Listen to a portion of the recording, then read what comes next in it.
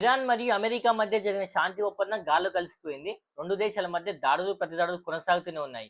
Supreme leader Ayatollah Ali Khamenei మరణించిన తర్వాత Israel అలానే అమెరికాపై ఇరాన్ పగతో రగిలిపోతుంది.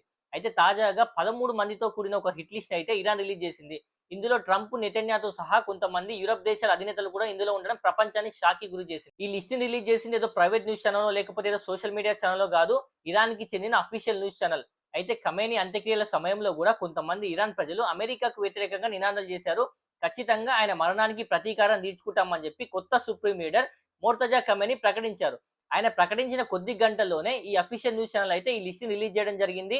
ప్రతీకారం కోరుకోవడం ప్రజల కోరిక. దాన్ని నెరవేర్చే బాధ్యత మాత్రం మాదే అని చెప్పి ఆయన ప్రకటించారు. అలానే ఇజ్రాయెల్ మరియు అమెరికా దేశ అధ్యక్షులతో పాటు కొంతమంది యూరప్ దేశాల అధ్యక్షులు ఈ లిస్ట్‌లో ఉండడానికి ప్రధాన కారణం ఏంటంటే, ఇరాన్ చేస్తున్న దాడులను ఈ యూరప్ దేశాలు ఖండిస్తున్నాయి.